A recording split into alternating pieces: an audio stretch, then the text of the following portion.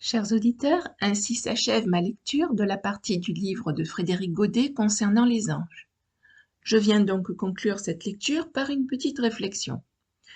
Dans l'Ancien Testament, les anges sont appelés malak, c'est-à-dire un envoyé, un messager.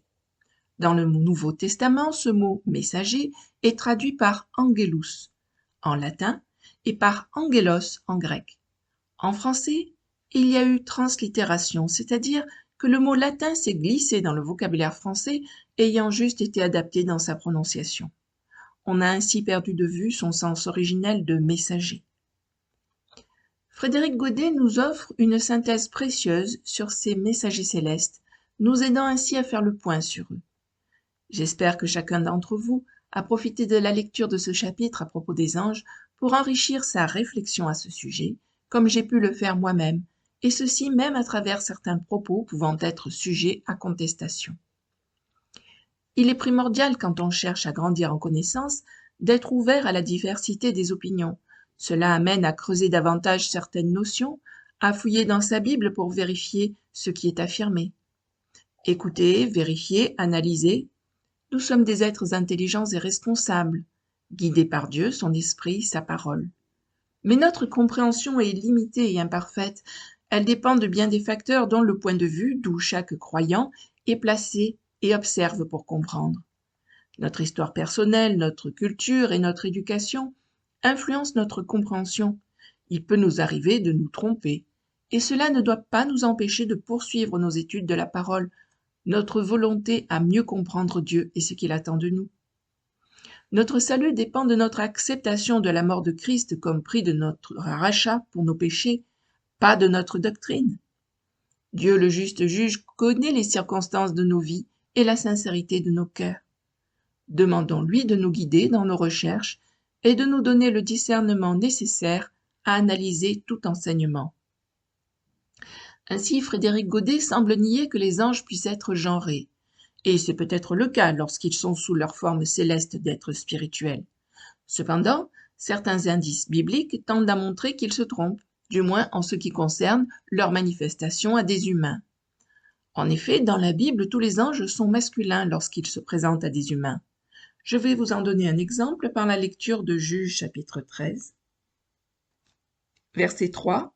Un ange de l'Éternel apparut à la femme et lui dit, « Voici, tu es stérile et tu n'as point d'enfant, tu deviendras enceinte et tu enfanteras un fils. »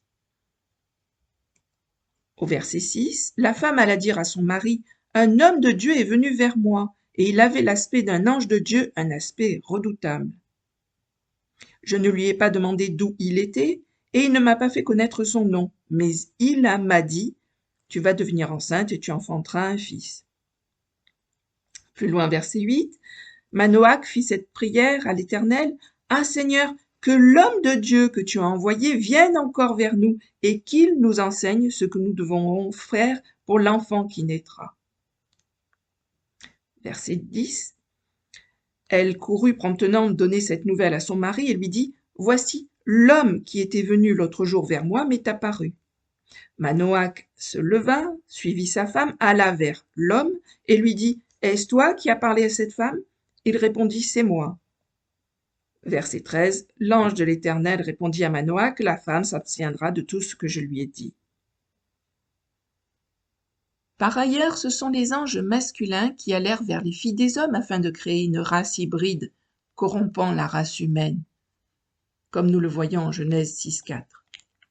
À ce sujet, je vous conseille d'écouter ma vidéo « Modification génétique » dans ma playlist « Pensée du matin ».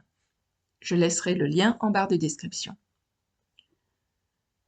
Les enfants qu'ils conçurent devinrent les géants et héros, êtres puissants et hors normes dont le souvenir est conservé dans toutes les mythologies.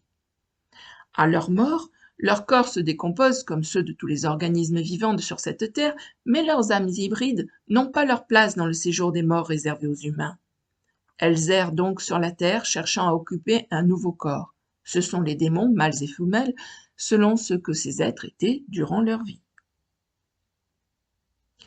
J'ai choisi d'évoquer ce sujet très polémique dans la chrétienté pour montrer que tout enseignement doit être passé au filtre du raisonnement basé sur la parole de Dieu écrite.